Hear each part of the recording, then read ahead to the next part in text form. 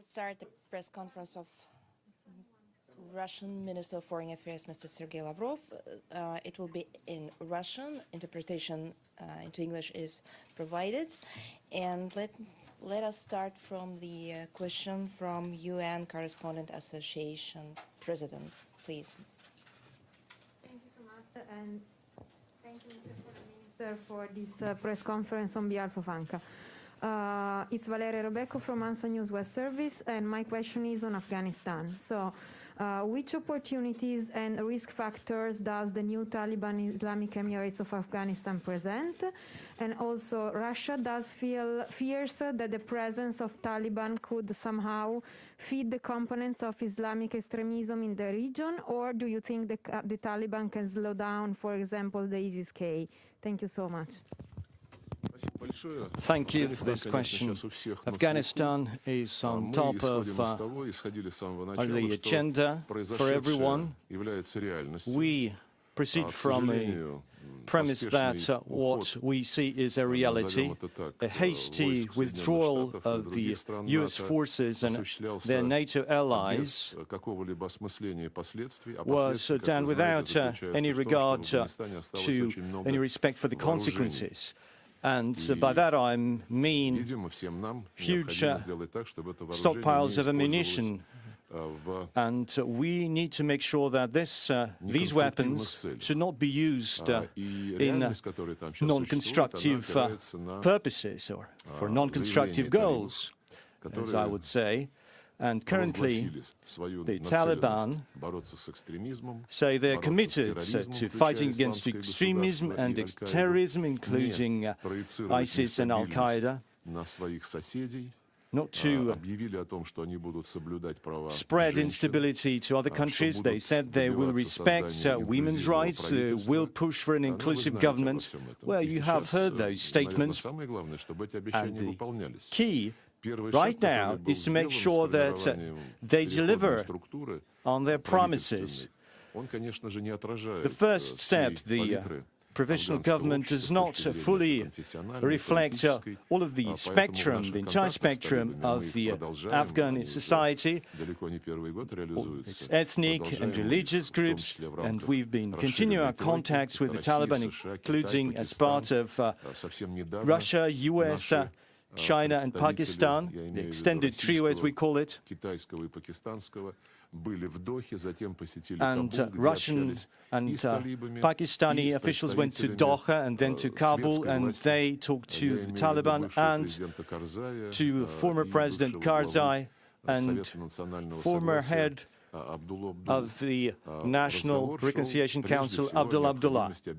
And the top of the agenda was to set up a government that would be fully representative. The Taliban say that the current option, the current cabinet, is a provisional one, and they will be moving towards a more representative one. We just need to make sure that their declarations, their statements that were made in public, need to be implemented.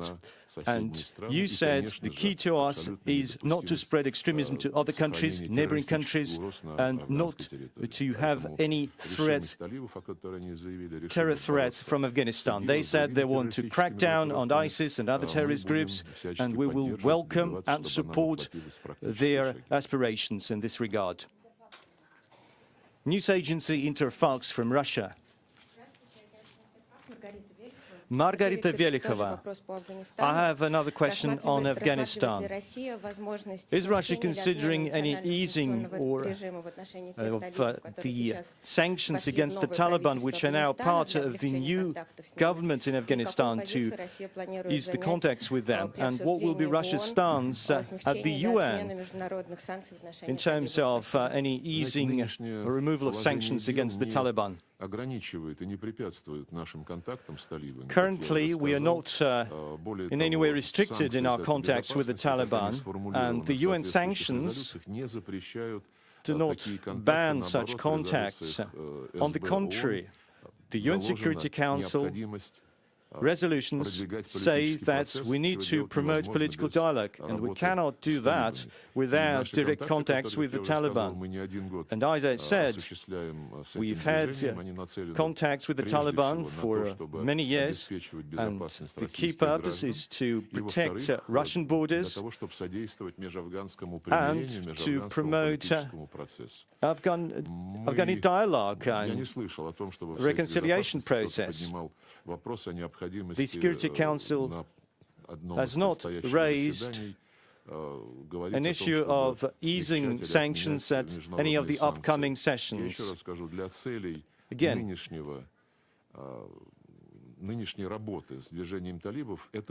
currently we don't need this. And in responding to the previous question again, we want to see the Taliban deliver on the commitments. And then we will judge whether the terror and the drugs threats are gone from Afghanistan. Thank you, Mr. Foreign Minister. James Bays from Al Jazeera. Two quick follow-ups on Afghanistan.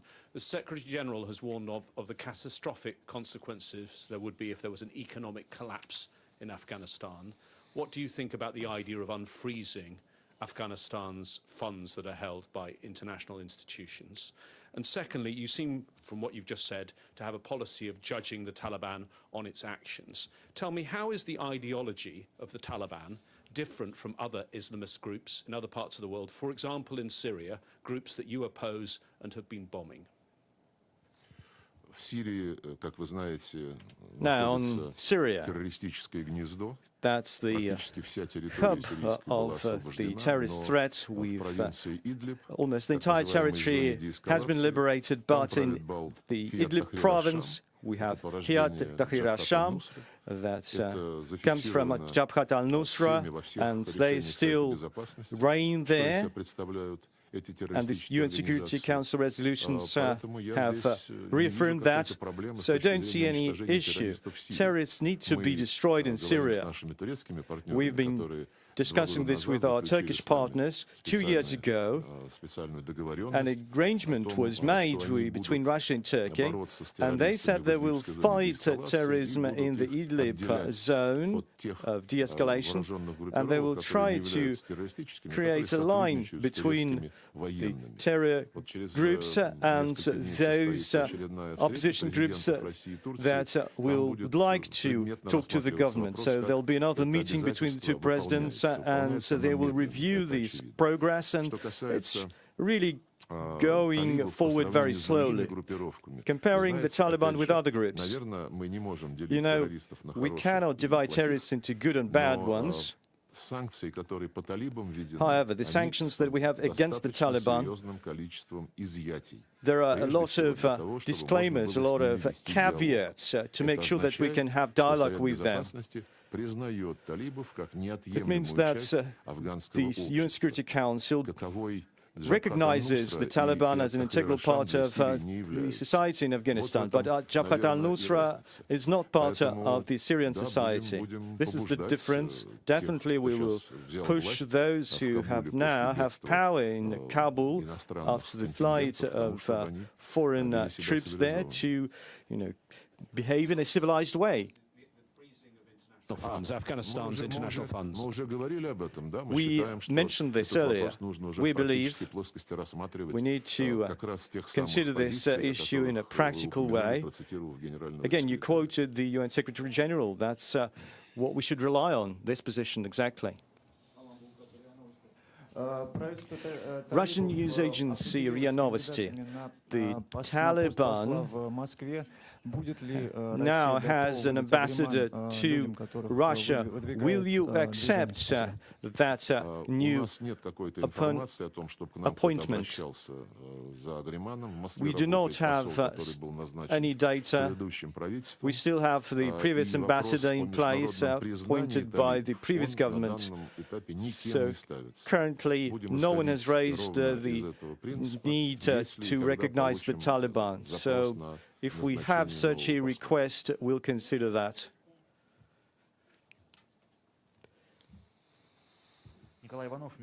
Nikolai Ivanov, Izvestia agency from Russia. US President Biden said that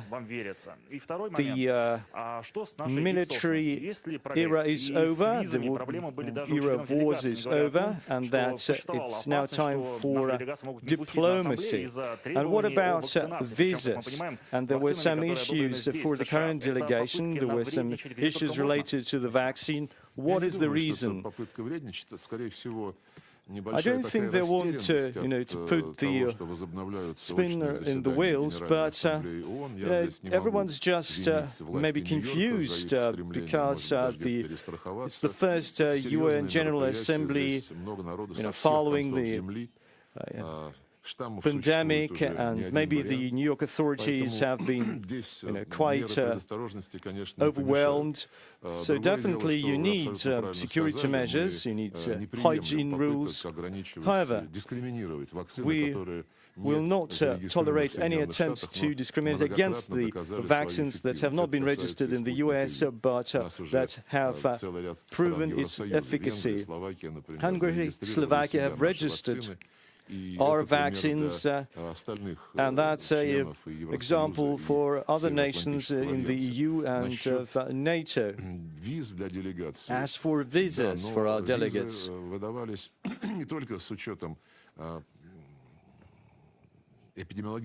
visas were issued not just based on safety and hygiene rules.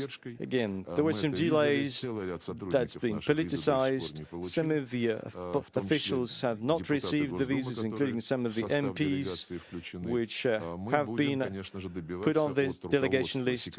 We will definitely demand that the UN Secretariat do what they have to do. They have to meet all of the arrangements that are set forth between the UN and the US, which is the country host, which is the host country. There have been multiple violations, gross breaches in these arrangements. And again, the US took the diplomatic property from Russia. That's a breach. And there was a statement from the UN that this is wrong, and the UN Secretariat was supposed to start arbitration procedures. And I met with the colleagues yesterday, and the legal counsel was there, Mr. Suarez, and that's the person who needs to initiate the necessary steps. And, there's a delay in that procedure. And the first question was on Mr. Biden's statement here at the UN. US President Biden said that the US will never use force to change regimes in other countries. Never say never. The Trump administration pulled out of the Iran deal that the Obama administration helped to broker. Currently, Iran is asking the US, so can we write it down somewhere that the next US administrations will respect the current arrangements? And the Americans cannot promise that, because they say, well, you have international law and you have, flexible rules that could be changed by the next administration. And again, Biden says that it's time for democracy. They will push for democracy. It just means that they will use other means to improve the situation in other countries. Take color revolutions. It's not the use of force, but it has the same destructive effect. Take Libya, Iraq, Syria, or our neighbor Ukraine. We would like the US to make the next step. They are now committed not to use force, but they should not change other countries. They just need to recognize we're all different culturally, in terms of our civilization, but we still live on our one planet. We need to respect each other. Russian newspaper Kommersant. According to your data, Victoria Nuland, a senior US official, is about to visit Russia. If you remove that person from the Russian blacklist, what do you want to get in exchange? Well, if you know that, you can ask those people who have shared this information with you. We are preparing for a series of contacts between the Foreign Ministry of Russia and the US State Department. It's not the only track that we are discussing. When both parties have the consensus about the dates, about the agenda, then we'll make an announcement, an official one. Thank you very much. Thank you, Maria, and thank you, Foreign Minister. It's Pamela Falk from CBS News. A follow-up on the JC. I know, you never leave. That's true. It's true. I live here. Nice to see you again. My question is a follow-up on the JCPOA. The U.S. Secretary of State Blinken said it has to be soon. Time is running out. The Iran foreign minister yesterday said they're ready.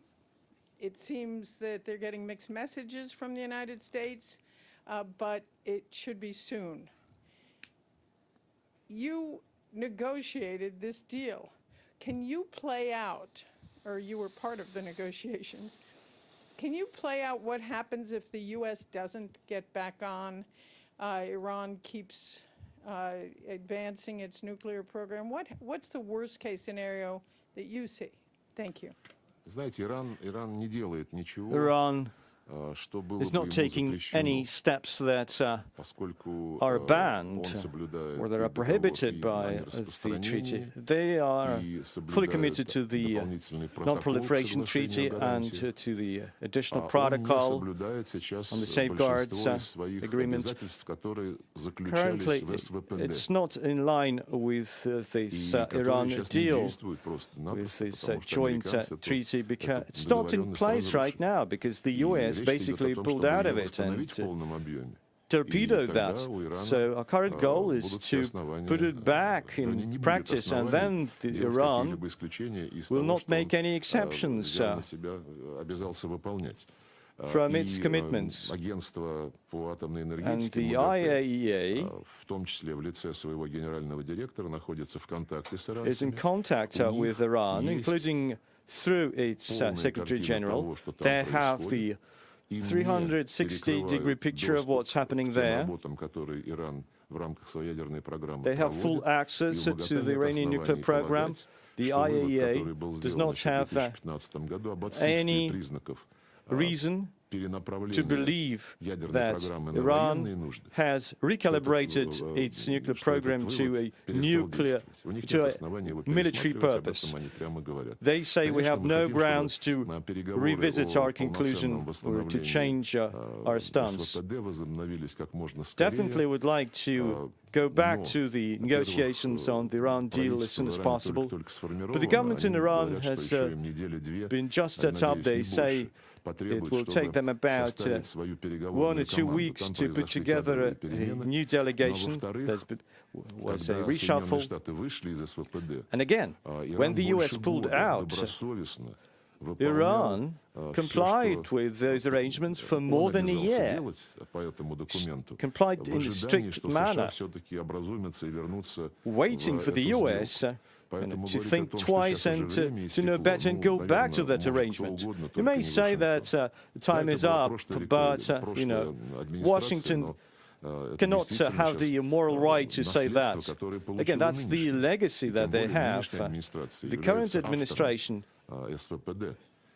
is actually the author of the new Iran deal, so they should be more active. And there's one topic, the sanctions that were introduced against Iran illegally, allegedly, because of a violation of the Iran treaty. But they also introduced those sanctions against everyone who has legitimate trade with Iran. But that includes also defense contracts.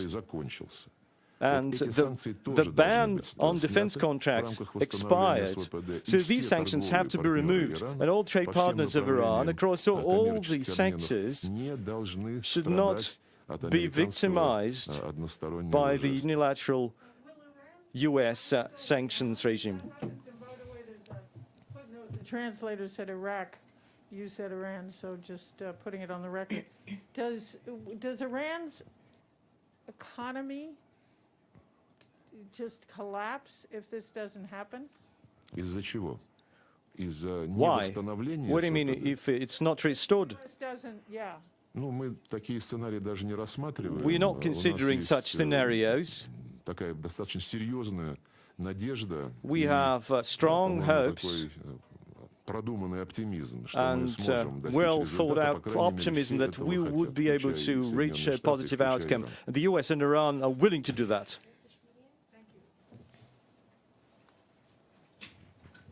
Thank you, Mr. Foreign Minister. Betül Yürük, Turkish news agency Anadolu. The calm in the northwest of Syria has changed with Russia intensifying its airstrikes in recent weeks, particularly ahead of a summit between President Erdogan and President Putin. Why is Russia stepping up its attacks just before this summit? And another question on Syria as well. Is there an agreement or a consensus between Russia and the US following a meeting in Geneva between the Russian Deputy Foreign Minister and US National Security Council Coordinator Brett McGurk, which took place in Geneva? Thank you. On the east of Euphrates, an agreement between Russia and the On the east of Ukraine. Right, yes, thank you. Between my deputy and McGurk. There was a meeting in Geneva between the Russian Deputy Foreign Minister and Brett McGurk on the east of Euphrates. When? Recently. No, I'm not aware of this. We don't have a special channel with the United States to discuss Ukraine. Euphrates in my Syria, not Ukraine. Вы знаете, мы на первый вопрос. I'll try to reply to your first question. Well, I'm sorry, I mixed it up. I'm so sorry, you know. Why did I bring up Ukraine?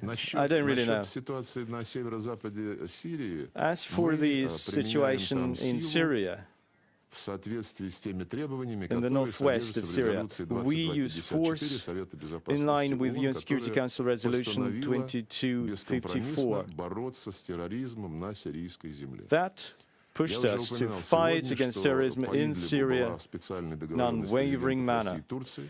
Russia and Turkey agreed to fight terrorism in Syria. Turkey said they would like to draw a line between sensible opposition troops and terrorists. There's been some slow progress, but they have not fully done that. And there is still a threat coming from those terrorists in the Idlib de-escalation zone. And those people attack both the Syrian army, and they even tried multiple times to send attack drones against our air base in Khmeimim. Our Turkish partners are fully aware that we will not put up with such behavior and such attitude to the role that the Turkish military play in that role.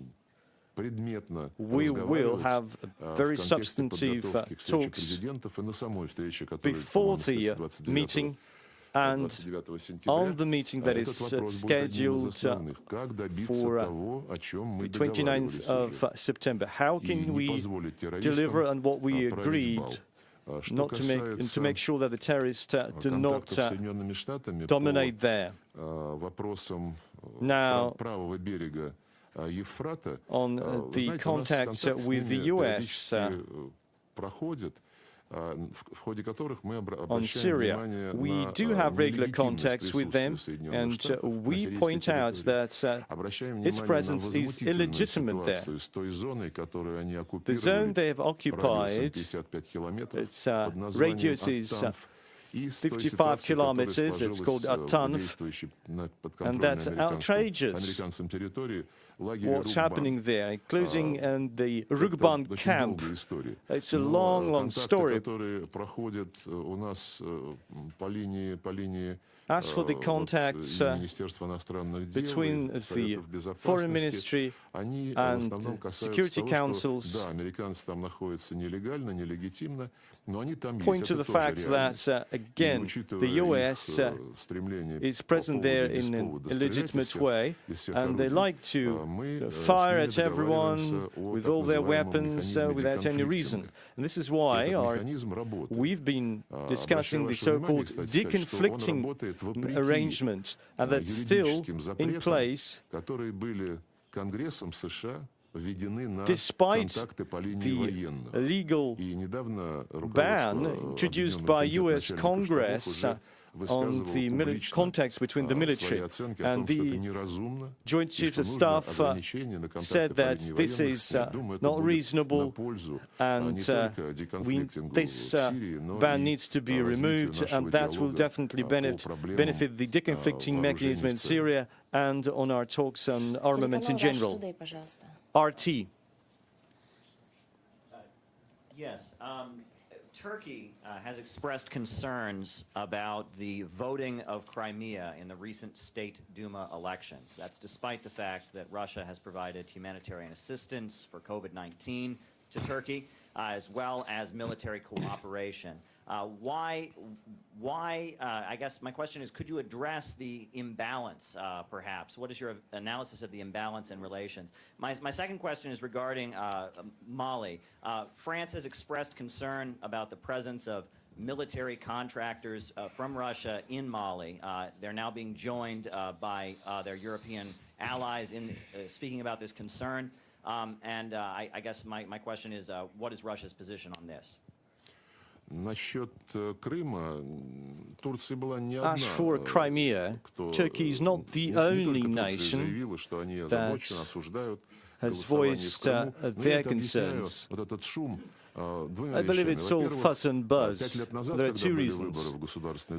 5 years ago, when we had the previous parliamentary election, no one mentioned that. No one made those statements. They have never been vocal. You know, that would remain in my memory, but I don't have this. Why today, including that Crimea platform in Kiev and all that hype around the election, I think it's just a distraction. Kiev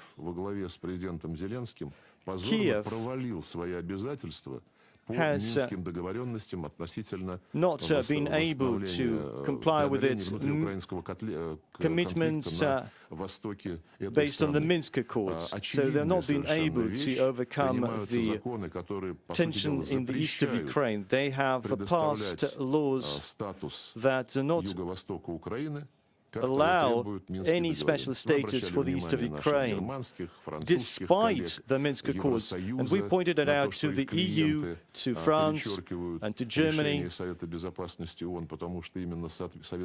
Their guardians, as we call them, work in violation of the UN Security Council resolution, and they've been turning a blind eye to it. And Zelensky now realized he needs a distraction, because their actions concerning the Minsk Accords is just a sabotage, it's an act of subversion. This is why they've been trying to put so much fuss about it. And second reason is that they just don't have expertise in diplomacy. Professionals are fully aware that the Crimea issue is over once and for all. And your second question was on Mali. Yes, I heard those concerns.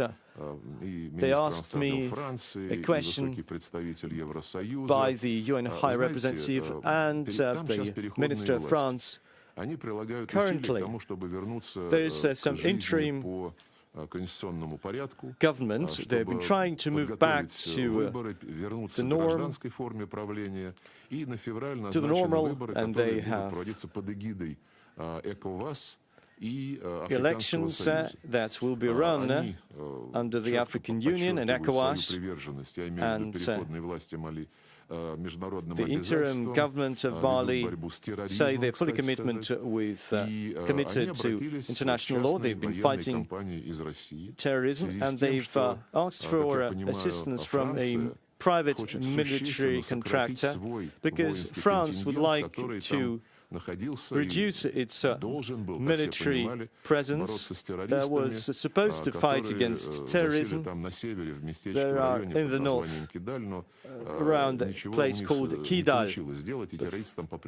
The terrorists are still there, and France has not been successful. And the government of Mali believe their own forces are insufficient, and the foreign assistance from those who said they're committed to fighting terrorism, because that assistance is being curtailed.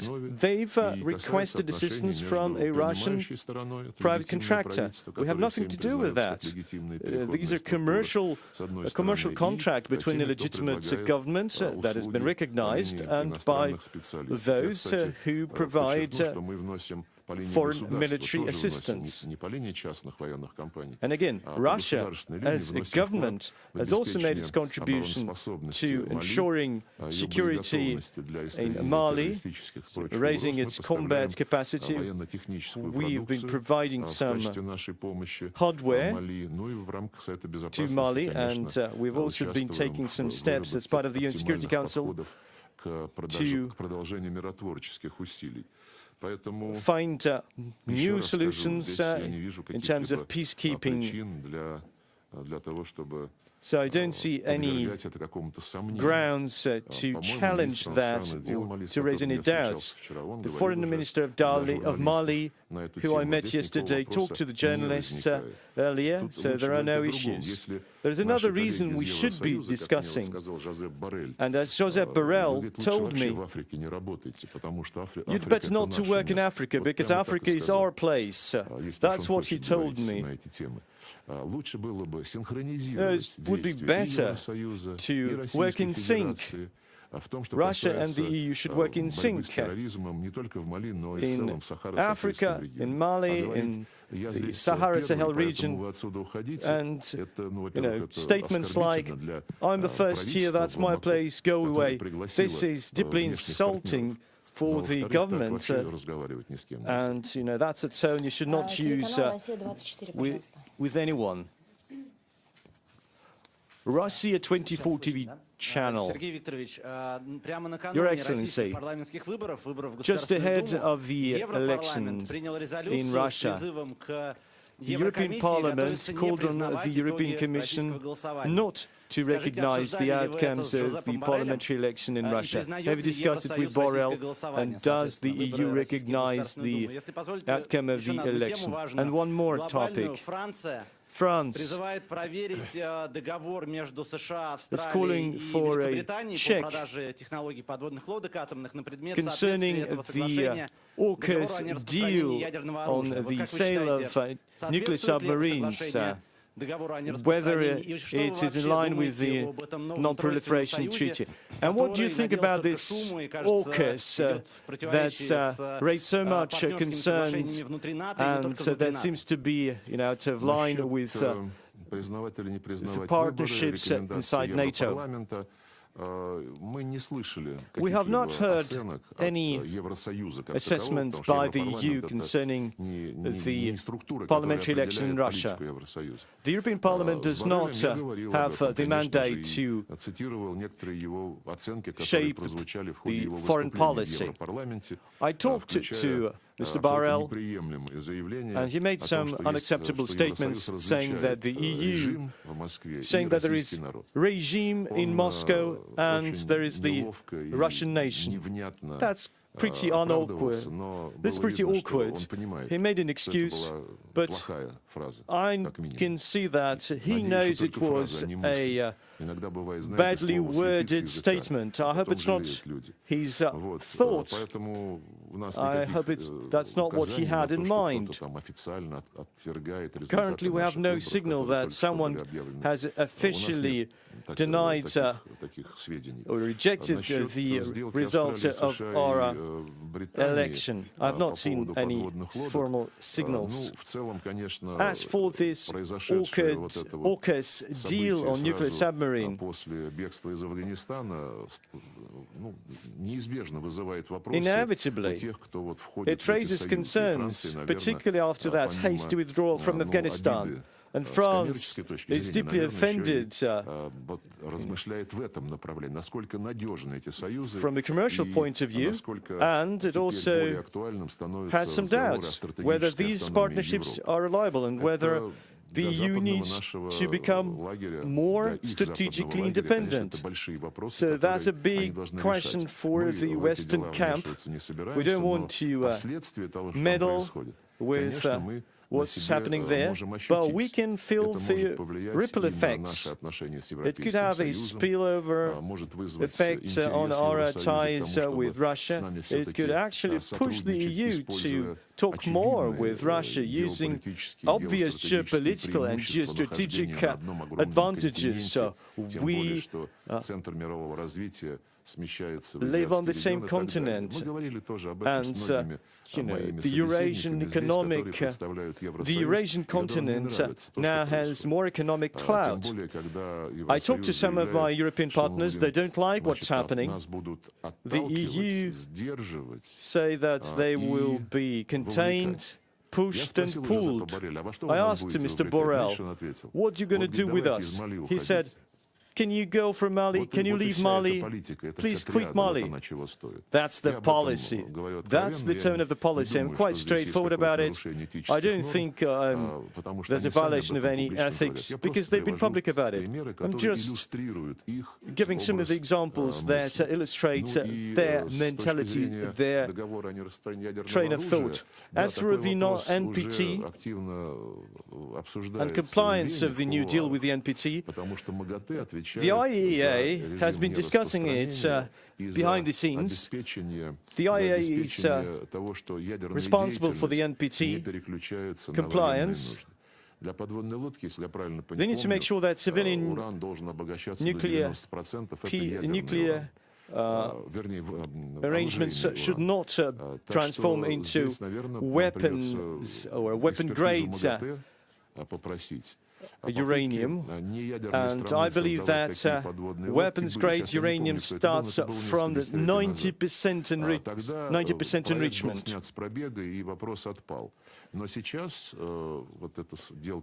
There used to be a similar project, but it was ditched. But again, this project was revived, and the IAEA needs to check for compliance. And there are other, inspections that would come next for similar projects, for similar submarines. Thank you very much, Mr. Foreign Minister. Edith Lederer from the Associated Press. And it's always so nice to see you back here. Secretary General Antonio Guterres issued a warning ahead of this week's high-level meeting that the world could be plunged into a new and probably more dangerous Cold War unless the United States and China repair what he called their totally dysfunctional relationship. He said a new Cold War must be avoided at all costs and warned that it would be different from the Cold War between the former Soviet Union and the United States, and I quote, and probably more dangerous and more difficult to manage. What is Russia's reaction to this warning from the Secretary General? Please don't think that we have never paid attention to it before Antonio Guterres raised that. No, we have been following tension being escalated between China and the US. We know who has initiated that, and that is a concern for us. Any tension is not good for our planet, for the humanity. Some Indo-Pacific strategy that they voiced, they said, well, one of the key goals is to deter China, including in the South China Sea. And this AUKUS, this trilateral union, Australia, the US, the UK, and the goal is also to help Australia to deter China, contain the threat that will come from China. I met with some of the ministers that represent ASEAN nations, and I asked them what they think about it. Slowly, China and ASEAN is in talks on a legally binding code of conduct in the South China Sea. This will be the most reliable path to ensuring security and safety of shipping. And again, our partners have been engaged in some provocative maneuvers in the South China Sea and have been coming up with new anti-China arrangements. We would like to see more respect between two big powers.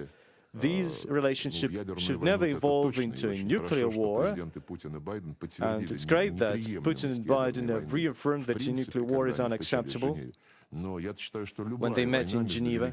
But any war between big nations or nuclear powers is unacceptable, because the risks that it will go nuclear are very high.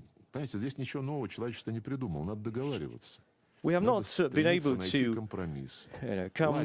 come up with something new. We just need to deal with each other, as President Trump said. It's a good word, not just in business, but also in politics. Politics needs to provide an environment for good cooperation, and not to lobby for someone else's interests, so that that person would portray himself as the top guy. These people, these policymakers need to feel responsibility for their people, and President Putin put forward an idea to hold a summit of the UN Security Council nations. There's been some delay because of the pandemic, and we would like to resume talks on the agenda and on the format. We might start with online sessions, but this is the only path, negotiations to resolving all conflicts. And the 5 permanent UN Security Council member states need to be a role model for the rest of us.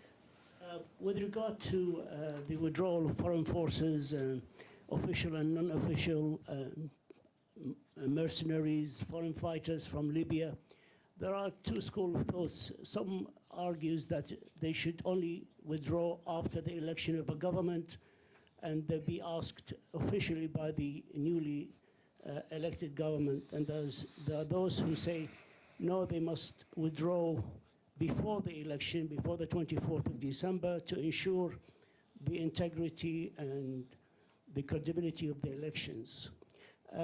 The spokesperson of the president of the Presidential Council this morning stated that in your meeting with Mr. Al-Manfi, you stressed on 2 points. One of them, the need for the reconciliations between Libyan parties, and the second one, the withdrawal of foreign forces. How does Russia perceive the foreign forces withdrawal from Libya before or after the election of a government elected by the people, or before, to ensure the integrity and the credibility and the transparency of this election? Thank you, sir. Это не имеет принципиального значения. It does not have any principal importance before election or after that. The second Berlin conference in June declared that all foreign troops need to leave Syria. Our Turkish colleagues, counterparts, said they were invited by Mr. Saraja, the head of the council, but the other part of the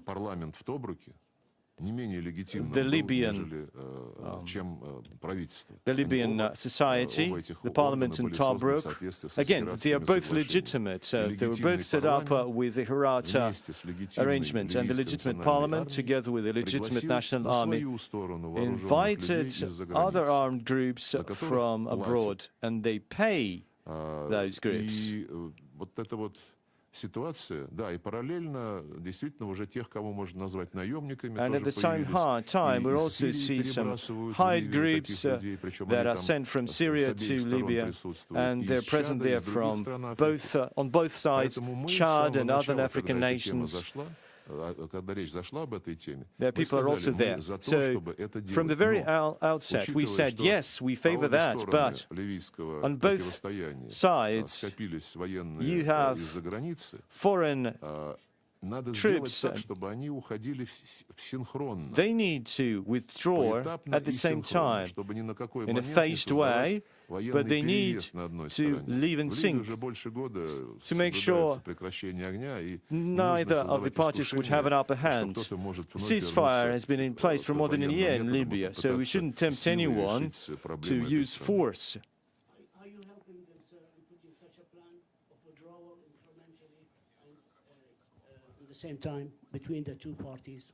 Are you helping them? Они должны этим заниматься в своем комитете 5+5. They have the 5+5 committee. We are ready to assist them. Заниматься по-прежнему чем-то. But if they continue to engage with some non-priority issues, because you said there are two schools of thought, there is a third school of thought. There will be no election on the 24th of December. They just passed the right laws for the election. And then the parliament voted on the legitimacy of the government. You just need to push them towards a serious dialogue on the future. There are some speculations on whether the current leaders run. The agreement was that they should not run, but they want to run. And some of the colleagues in the Secretariat here at the UN have been trying to make the UN format, UN presence in Libya more complex. No, let's keep calm. Let's just focus on what we agreed last year. No one expected that. We shouldn't change the rules. There shouldn't be any hidden agendas. Hi, Frank Uciardo from TRT World. It's good to see you back here again. Thank you for having this press conference. I wanted to ask you where you are in negotiations in terms of the START pact with the U.S. and also in terms of the use of nuclear weapons, your reaction to the recent missile launches by both North and South Korea. What do you see as an incentive for Kim Jong-un to even come back to the negotiating table?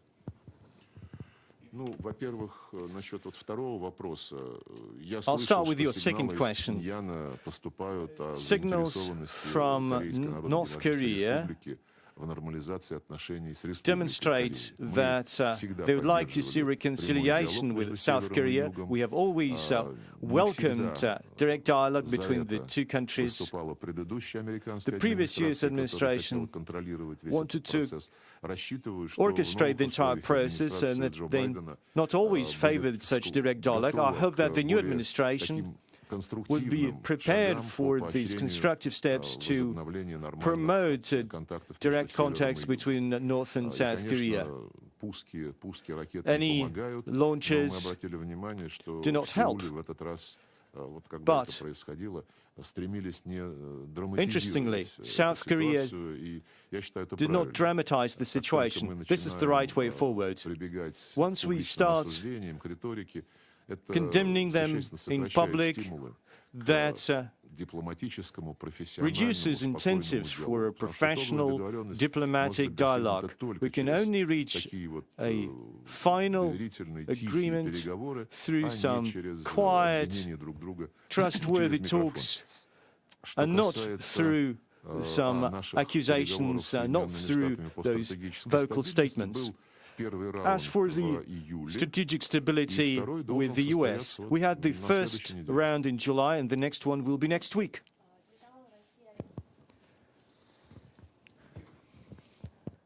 Russian TV channel. Thank you, Minister Lavrov. The UN is having its General Assembly, but Konstantin Yaroshenko continues to be here in US jail, just like Viktor Buta, and he was denied any parole. There were reports that there might be a swap between the US and Russia. Where is the ball and whose side? How realistic is that swap? It's difficult for me to make any forecasts to speak on behalf of the US, or to promise you something. We have tried to address this issue relying on the UN Convention. I mean, these persons could be handed over to Russia and they could serve their jail there. So the US and Russia are both parties to that Council of Europe's convention. The US doesn't want to listen to us. Both of these citizens, just like the rest, they were trapped, basically. And you know, they just took those people, they just kidnapped. In the case of Yaroshenko, it was Liberia. In the case of But, it was Thailand. They violated some of the local laws. And Mr. Seleznov in the Maldives was just kidnapped and taken on the plane and taken away. And no one was warned about anything. So these are provocations against Russian citizens. I don't know what's their ultimate purpose. Either they want them to work for them, but in any case it's unacceptable. As for any exchanges, we raised that issue. The Geneva summit focused on that, among other issues. Security officials will discuss that matter.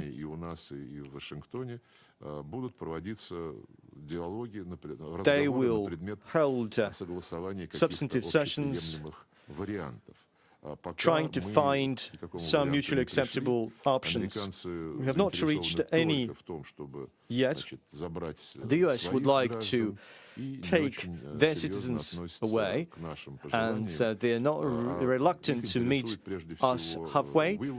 They are interested in Mr. Whelan, who has been accused of espionage here in Russia, and that's a crime. He was caught red-handed, and you cannot really put him and Yaroshenko and But on the same level, on the same plane.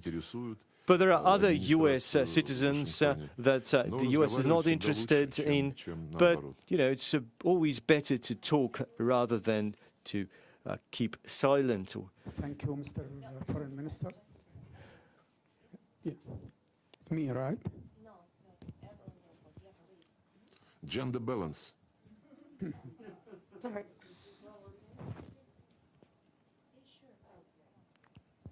Evelyn, we hear you. You forgot your question. You're looking into your computer. Yeah.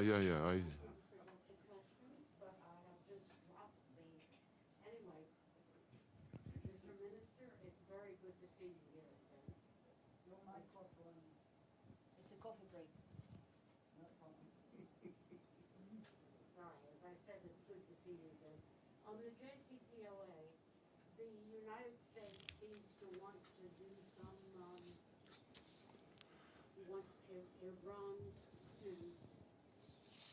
wants to discuss the militia that Iran has floating around the Middle East. Is this holding up the JCPOA? And on Syria, why doesn't Damascus allow the UN to have humanitarian trips there? I know there's a compromise made in the Security Council, but it doesn't seem to make sense. Does Syria, Damascus think that UN humanitarian workers are a Trojan horse? Or anyway, your opinion is considered. Насчет СВПД, As for мы ведем речь JCPOA, исключительно о том, чтобы полностью возобновить our current focus is to fully resume действия совместного всеобъемлющего плана действий без this каких-либо operation of добавок, this без arrangement каких-либо предварительных without any условий. preconditions, Попытки навесить without any предварительные extra условия clauses, в any виде attempts to требования включить push в them переговоры иранскую ракетную программу to или include обсудить, the как Iranian говорят nuclear наши западные коллеги, Iranian поведение rocket program, missile Ирана в program, регионе, они or the behavior of Iran in the region. И заниматься не надо путать It's a dead яблоки и end. апельсины. Don't mix apples and oranges. Заниматься надо We отдельно need to focus on договоренностью по these issues ядерной программе. separately. А если есть озабоченность If по there's поводу того, кто как себя concern ведет, то я вас on уверяю, anyone's они behavior, не только у партнеров well, Ирана again, it's по not just региону Iran's существует, у partners Ирана have к ним these тоже есть свои претензии, как в любом нормальном concerns. регионе мира. Iran also has concerns Страны about the behavior Персидского of залива their neighbors, just like in any имеют other очень regions of the world. разветвленную внешнеполитическую Gulf деятельность, countries have a very extensive political policy, foreign policy that goes well beyond their region. We need to take it into account. So we reminded that many years ago Russia proposed a collective security concept for the Gulf region. As part of that concept, there was supposed to be a dialogue which would look like the OSCE in Europe, discuss confidence-building measures, improve transparency, invite each other for military exercises, and to conduct some joint positive projects. We did some surveys, we had scientific conferences, and earlier in August we updated our framework on this collective security arrangement. It's now published by the UN. We believe that as part of this kind of forum, and I hope we would be able to convene that, so this should be the platform to discuss concerns for missiles, and it's not just Iran that has them. And it concerns the Yemen conflict is one example. Iran has an interest there, the Gulf nations have an interest there. They just need to sit together. This forum would not cover just the Gulf region, because Egypt, Iraq are also there. Jordan should be part of it. That's a broader platform for constructive dialogue. That's how we view it. The Arab League should be there, and the 5 permanent members of the UN, the EU would be interested too. We believe this is a very specific proposal, a realistic approach. At least we see interest that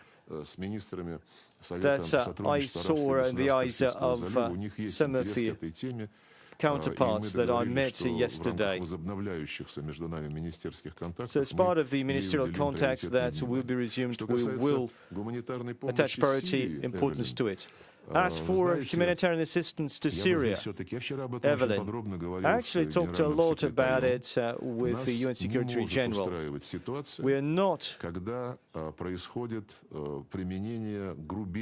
We do not tolerate a situation when you have a lot of violation, when you use double standard. The number of refugees in Libya, Jordan, Turkey is about 6 million. Last November, Syria had a conference on refugees featuring Russia and another 20-plus nations. They would like to provide an environment to make sure those refugees could come back home. And we were really surprised. First, the US tried to intimidate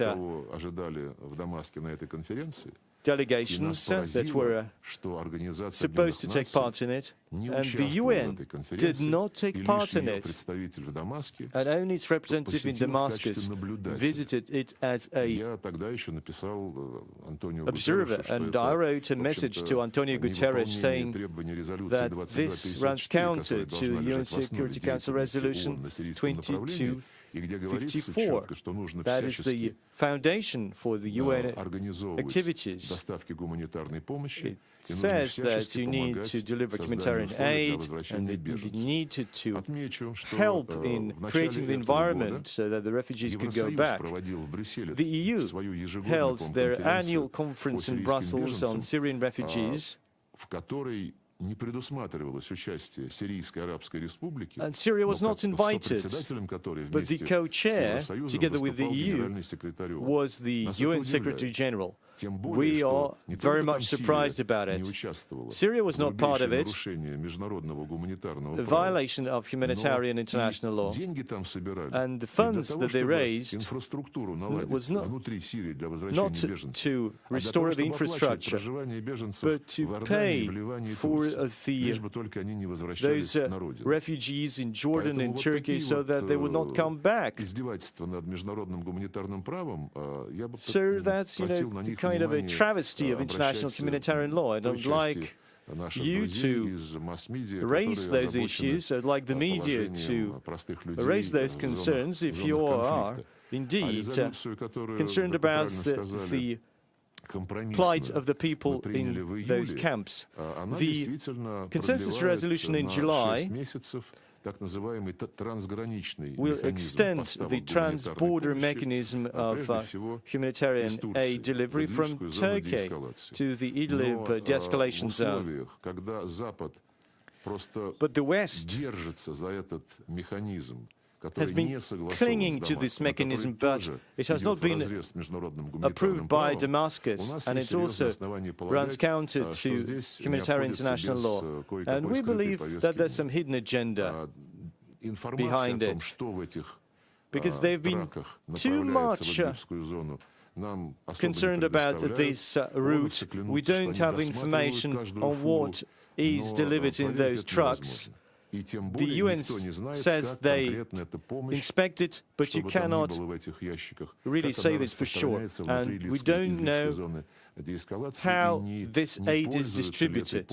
Maybe some of the terrorists from Hayat Tahrir al-Sham use it, from other unacceptable groups, maybe they use that. We don't have full transparency. This is why we need to have some concrete measures to de-block the process on delivering humanitarian aid via Damascus, just like it should be in line with the international humanitarian law. Then we will put a ban on those non-transparent trans-border routes. Ever since this resolution was adopted to send aid through Damascus, there was just one convoy, but it was just part of it. They've been waiting for it for a year.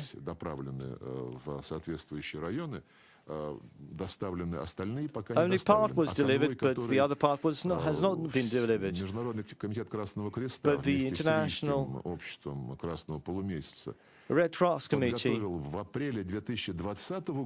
put together a convoy in April 2020, and that convoy is still there. It has not been delivered. But those who have concern about the plight of the Syrian people need, to push these Western countries that could have a say, and also the UN leadership, that they have to comply with the UN Security Council resolution. And it focuses not just on the humanitarian parts and the routes, it also has a requirement to focus on the resumption of electricity, access to water, healthcare, schools and hospitals, and the UN Secretariat is aware.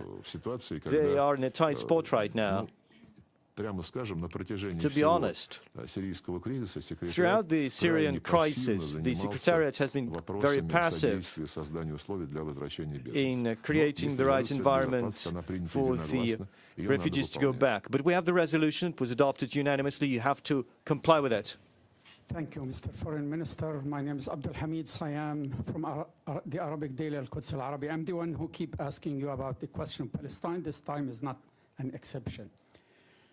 Yesterday, President Abbas said that if Israel does not end its occupation within a year, the Palestinians would withdraw their recognition of the State of Israel. That would lead to a state of chaos in the Middle East.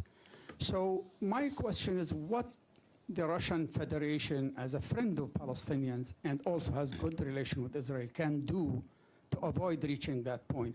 And after the Palestinians losing their faith in the peace process, do they have the right to defend themselves? Do they have the right to resist occupation? Thank you very much, Mr. Minister. Насчет палестино-израильских проблем. Concerning the issues between Israel and Palestine, they are grave indeed. Under the previous US administration, they didn't have any consistent policy. They seem to recognize the Golan Heights, and then they wanted to set up the quasi-Palestinian state. It's very important that the Biden administration has reaffirmed its commitment to a two-state solution. But the Prime Minister of Israel rejects this, despite the fact that other policymakers and MPs in Israel have a different view. They should protect their safety and security, not constantly living in danger. They need to coexist.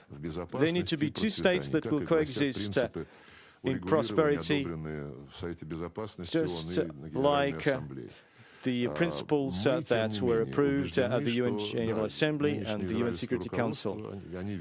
The current Israeli leadership are engaged in contacts with Palestine, but they focus exclusively on safety and security on the Palestinian territory. It would be a grave mistake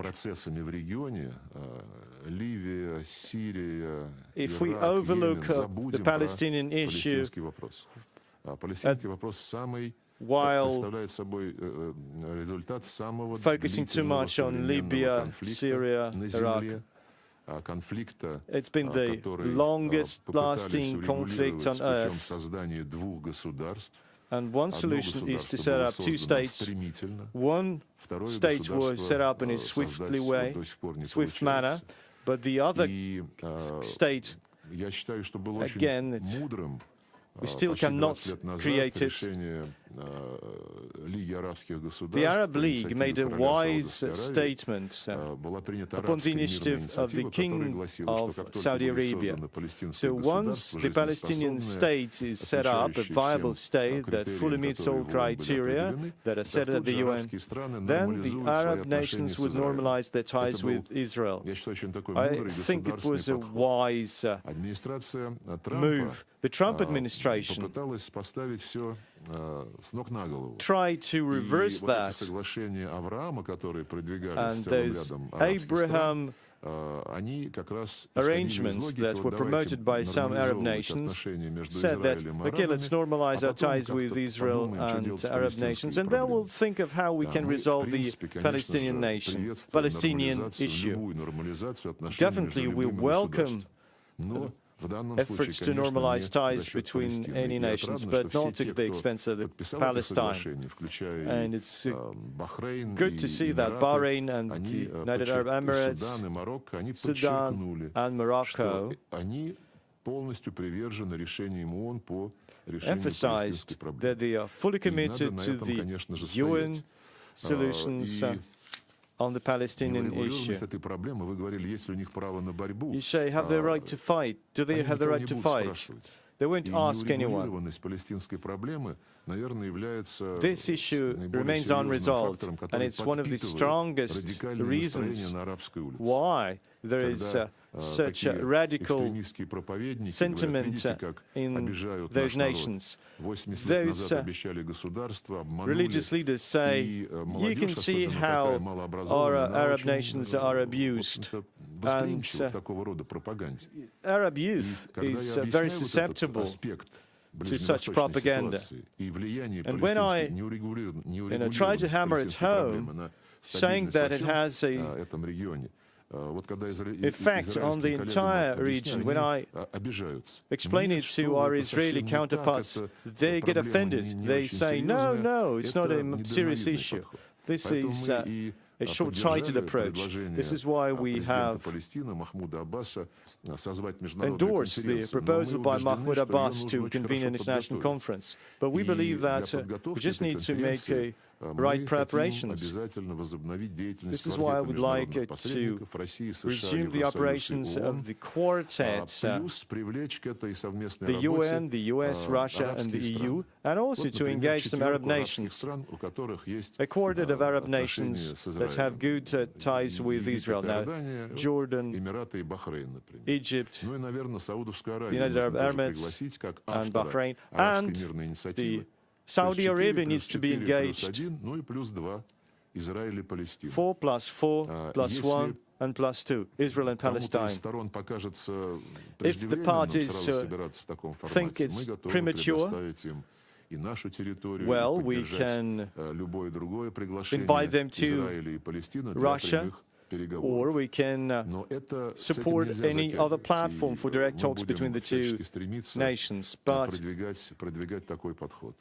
we shouldn't drag our feet on it, and we would make sure that we do everything possible to promote this approach. And most importantly, if it all depends on so many factors and variables, something depends on Israel, something depends on other regional organizations, but there's just one issue that depends fully on Palestinians, Palestinian unity. Attempts have been made a couple of years ago. Some arrangements were reached. They said they will have some elections, but everything was in vain. Ramallah and Gaza have a disunity, and that has a negative charge. Palestinians need to come together. They need to restore unity. It would be much easier for them to talk to Israel. It would be more efficient. Prime Minister Benjamin Netanyahu said, what kind of direct talks? I don't know who Mahmoud Abbas represents. Gaza has a different representative. That has so much impact on any attempts to achieve any big-time political outcomes. So far, they don't want to restore unity, but we've been working with all of the Palestinian factions in an active way. We've invited them to Moscow. They did come, and during the debates, they say, yes, we need to come together. But then it seems, you know, they fail at this process. Please, yeah.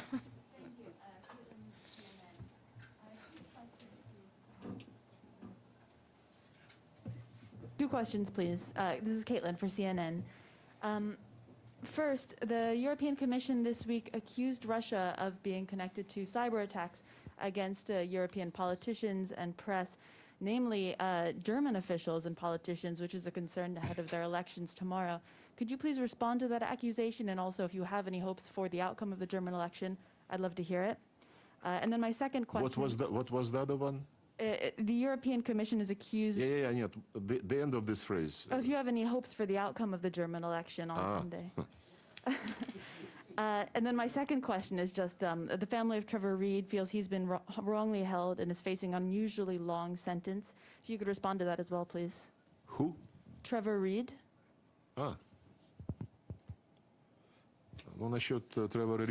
As for Trevor Reed, I mentioned that. I talked about Mr. Whelan, Mr. Reed. One was, Whelan was charged with espionage, was caught red-handed, and the other one was arrested for assaulting and hitting a policeman. Do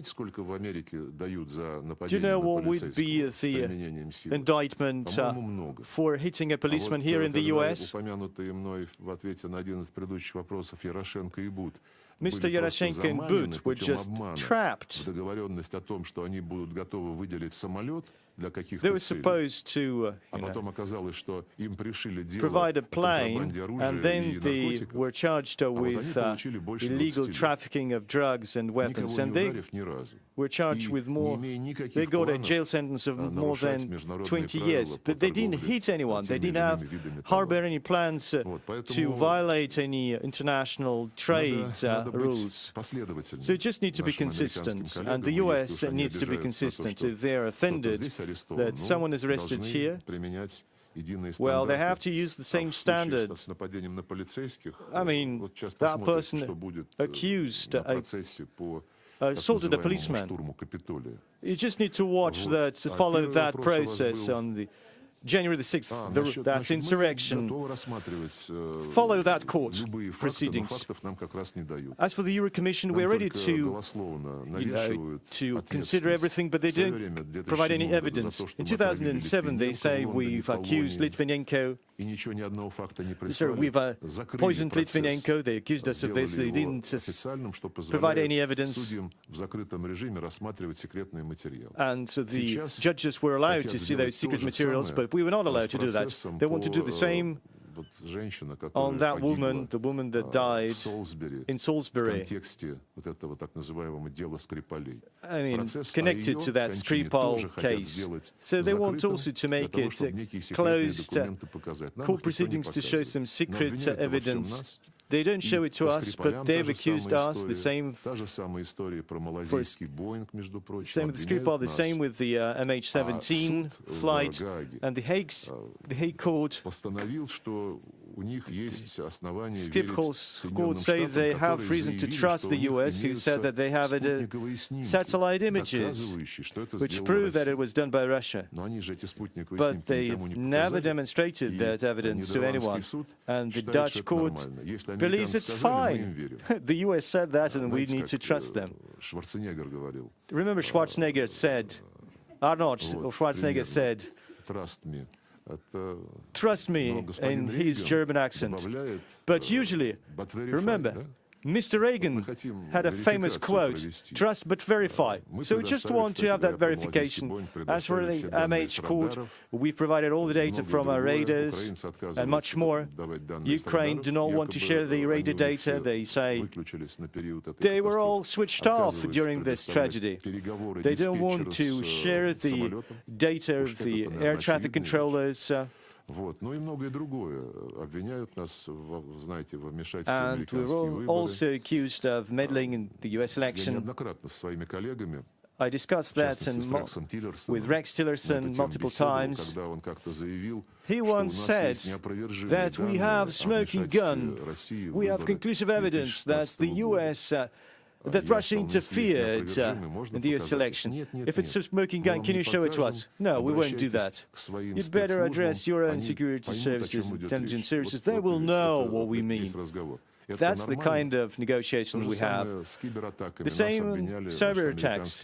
The US, President Biden in particular, mentioned that during his meeting with President Putin, that our hackers attacked some meat plant, a colonial pipeline, asking for ransom. Well, he said, President Biden said that it's not your government, but people from the Russian territory. That's what he said. We said that over the past year, most of the hacks, most of the attacks against our assets came from the US, about half of them, some from Germany, some from other countries. And 45 times we send official notices with evidence asking for some clarification. We only got 9 messages back. They sent 10 messages to us, and we replied to each one of them. The presidents discussed this issue in Geneva, and the US agreed to move away from some sporadic accusations, random complaints, to some kind of systemic operation. We set up a dedicated backroom communication channel between the intelligence agencies. What about German elections? Well, I wish success to all of them. 2 final questions, please.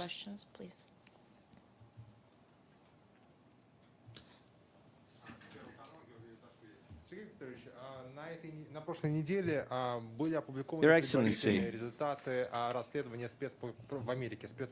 the US published the outcomes of the Russiagate investigation by Prosecutor Durham.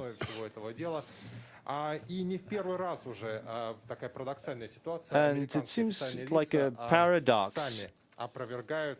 The US basically refutes the former accusations made by the US against Russia. So what about sanctions? The sanctions are still there. What is Russia's position and the position of the US?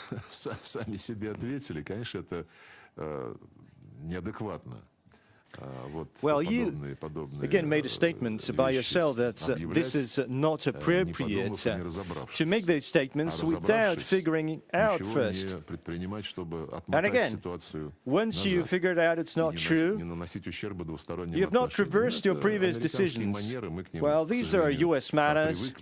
We're accustomed to those American matters. We will not beg for those sanctions to be removed. We'll not do it ever. Ukraine has made so many demands and begged so much and has not realized what is happening. We will not do this begging. We don't have any other partners, but incrementally, I don't want to sound too pessimistic, in some of the areas, strategic stability, cybersecurity, we are now beginning to have dialogue that gives us hope that there will be time that, at least in some areas, we might have some kind of systemic, mutually respectable dialogue. Thank you. My name is Ibtisam Azim from the Daily Arabic Al Arab Al Jadid newspaper. I have first a follow-up on the issue of Palestine. Many will say that settlements are actually eating a lot of land, that you have 500,000 settlers, and the two-state solution is not anymore viable, given the fact that giving these facts. So what's your comments? And maybe they would say that maybe the international community should start thinking about a one-state solution equal for everyone. And my question is about Yemen and the humanitarian situation there. As you know, Mr. Beasley said 2 days ago that there is at least about 50,000 Yemenis who are living in famine condition there's millions of Yemenis who need aid and food. They are suffering from hunger. So my question to you, do you believe that the international community, which Russia is part of, failed the Yemeni people by not putting enough pressure on parties to the conflict, whether the Houthis or the Saudi-led coalition? Thank you. I would not say that the international community is not doing enough to push the parties to the negotiating table, not just to level accusations against each other. There are a couple of variables that are 100% subjective.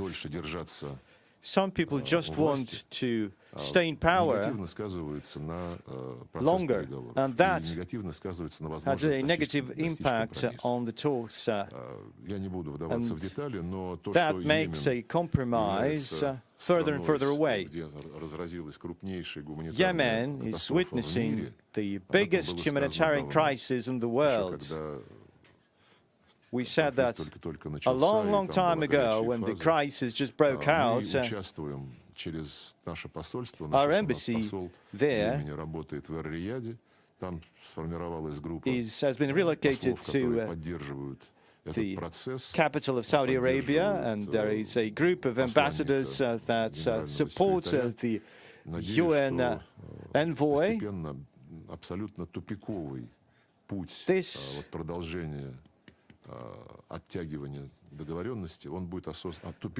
well, again,